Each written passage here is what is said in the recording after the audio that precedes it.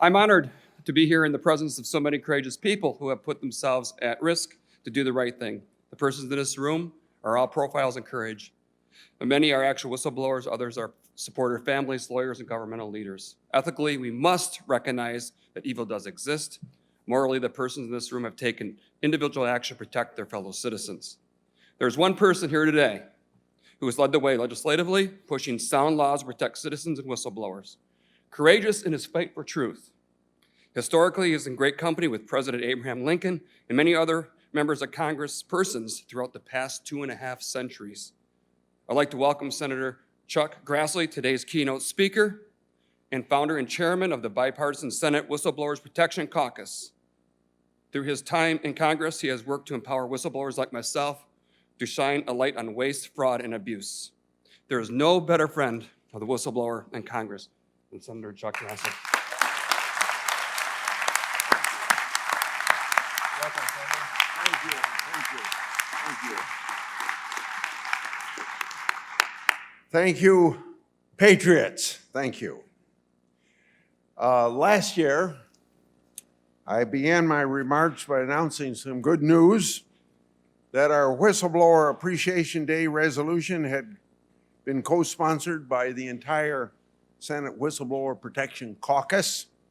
This year, 8 new senators signed on to support our resolution who weren't a part of it last year, and 3 of them decided to join our caucus as permanent members. So I want to give you the names of welcoming Senator Blackburn of Tennessee, Senator Duckworth of Illinois, and Senator Sinema of Arizona to the Whistleblower Caucus.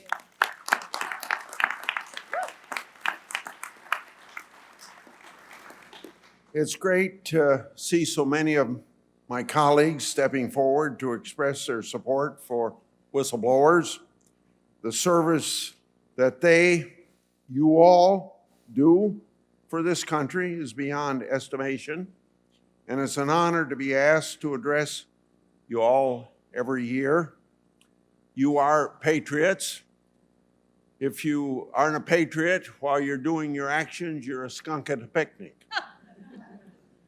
Thank you for stepping forward and for doing the right thing, which we in Congress couldn't do our job if we didn't effectively listen to those people that know something isn't right within government or even not right in the private sector. Whistleblowers perform a very valuable public service when they call attention to all kinds of serious problems that I, as a legislator, and you, the public, might not even know about. That includes cases where companies are defrauding their shareholders or companies cutting corners in a way that risks the health and safety of the American people. It also includes instances where government programs are plagued by waste and bad management. I learned that lesson from a DOD employee by the name of Ernie Fitzgerald. Back in the 1960s, Ernie called our attention to billions of dollars of waste through cost overruns at that department on the Lockheed C-5 program. Our 37th president of the United States referred to Ernie in the famous Watergate tapes. This is what came up, a direct quote: "Get rid of that SOB." And that's exactly what happened to Ernie Fitzgerald. He was fired for blowing the whistle. But Ernie stuck to his principles. He fought back. And although he was reinstated, things were never the same for him. A lot of you folks in this room can tell that same story. When he got back to the Defense Department, he was treated at the outset as an outcast. They squirreled him away in a tiny cubby hole in the attic of almost the attic of the Pentagon. And I visited that attic one time. But Ernie never lost resolve. Sadly, Ernie passed away in January of this year. He was very old, but never lost his interest in good government. He's sorely missed. I'm grateful for him and the example that he set for all of us, doing nothing but pursuing the truth. In fact, Ernie put it this way: the only crime that whistleblowers do is truth. And he sought that truth no matter how hard it might be. And I'm grateful that there are whistleblowers out there, even now, have picked up his sword and are marching forward to face in the face of the old nemesis. Today, whistleblowers like Ernie are calling attention to price gouging by some of our nation's largest defense contractors. A Department of Defense Inspector General report released in February of this year found that one company was earning more than 1,000% profit on some of the parts it was selling to the government. On others, that same company was earning over 4,000% profit. The Inspector General said the company had overcharged the taxpayers by more than $16 million on just about $30 million of contract. The IG also found a contract with one of the company's subsidiaries would have overcharged the federal government by more than $90 million on just $120 million of contracts. It's a lot of money lining the pockets of defense contractors that could be spent providing for more significant needs for our troops or other ways to help the defense, or even paying down our national debt. The terrible truth of the matter is this: there will always be bad actors who want to swindle the taxpayers. But I'm equally confident that there are others out there who will speak the truth and blow the whistle. Imagine this room is filled with people that have done just that. We can support these whistleblowers with laws that protect them and reward them for their courage. For example, under the False Claims Act, if a whistleblower believes someone is defrauding the federal government, he or she can sue the fraudster on behalf of the government. If the whistleblower wins, they get to share in the reward.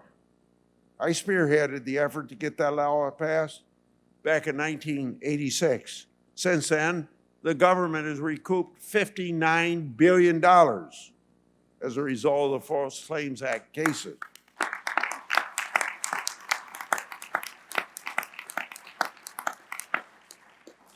Of course, what the government does in response to whistleblowers is another question, as all of you have probably found out in your life of whistleblowing. Under the False Claims Act, if the Justice Department doesn't have the resources to prosecute a case, the whistleblower gets to move forward. Unfortunately, a lot of defendants are starting to twist a recent Supreme Court decision beyond all reason to try and get the government to throw the case out. Defendants think that if they show the government paid a claim when someone somewheres in the bowels of bureaucracy had an inkling of potential fraud, then the company seems somehow to figure they ought to be off the hook. So they're trying to hold the Justice Department hostage with discovery requests, and the government is letting them do it. Rather than take these claims head on or let the whistleblower pursue the case, the Department of Justice response is to dismiss difficult claims. And that is the wrong call. If companies are accused of defrauding taxpayers, they need to be held accountable, and the whistleblowers should be allowed to pursue their case even without the government's involvement with it. That's what the false claims is all about, to have somebody somewheres who knows something's wrong to pursue a case because the government for some reason doesn't want to, or maybe they don't even have the personnel to do it. Or maybe the Justice Department feels a little insecure because some private citizen is willing to get a case against somebody defrauding the government. And then they might benefit a little bit from it. Well, that's the whole purpose of the False Claims Act, is to get everybody in this country to be a pursuer of wrongdoing, not just Justice Department lawyers. Well, while they pay close attention to the government's enforcement of whistleblower laws, we're also taking additional steps to ensure that whistleblowers have the tools that they need to disclose and litigate claims without fear of reprisal. Currently, I'm working with colleagues from across the aisle on legislation that will enhance whistleblower protections in more than one critical case. Last week, Senator Leahy and I introduced the Criminal Anti-Justice Anti-Retaliation Act. The bill would extend whistleblower protections to individuals who provide information to the federal government or their employees about criminal antitrust violation. It makes it quite clear that whistleblowers who report criminal anti-justice violations can be retaliated against just for stepping forward. Can't be retaliated against. And if they are, they can file a claim with the Secretary of Labor asking for reinstatement, back pay, and compensation for damages. I'm also working on a bill with Senator Baldwin, Wisconsin, that will address the fallout from a Supreme Court ruling that went off the reservation. It's called the Digital Realty versus Summers Act.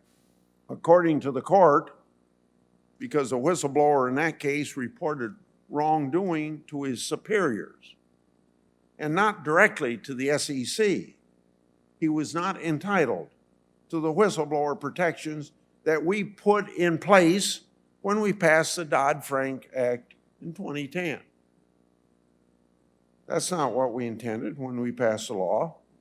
So hopefully, in the checks and balances of our government, we get to tell the Supreme Court, you didn't get it right. Of course, we got to get a bill passed to do that, and that's not the easiest thing to do.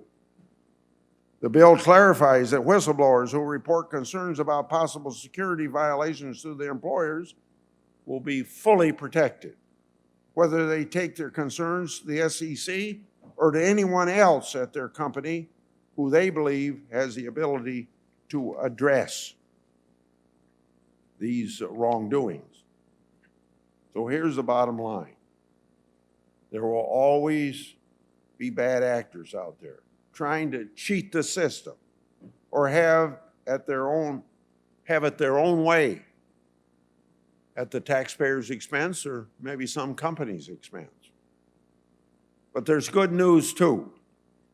This country is overflowing with patriotic people, and this room is full of them, but others that aren't here who want their businesses and their institutions to work the way they're supposed to follow the law, or just plain do the right thing. In my experience, wherever there's a government contractor skirting their obligations to the taxpayer, there's always a whistleblower like Aaron Westrick willing to hold them accountable under the False Claims Act. Wherever there's a company mishandling investors' hard-earned cash, there's a Sharon Watkins or a Gene Ross waiting to call them out for it. Wherever there's someone in our law enforcement agencies playing fast and loose with the rules, there's also a Jane Turner, or a Mike German, or a Fred Whitehurst. And rest assured, wherever there's a gaggle of overpriced spare parts bought by the Defense Department, flying around in close formation, we call an airplane, there's going to be an Ernie Fitzgerald. I want to dedicate this year's Whistleblower Appreciation Resolution to the person I call the grandfather of all whistleblowers, but I'm getting 85. Maybe I fall into that category. Ernie Fitzgerald. That's how I dedicate the Whistleblower Appreciation Day to him, to his family, and to all who walk in his steps. That is for all of you here as whistleblowers. Thank you, patriots.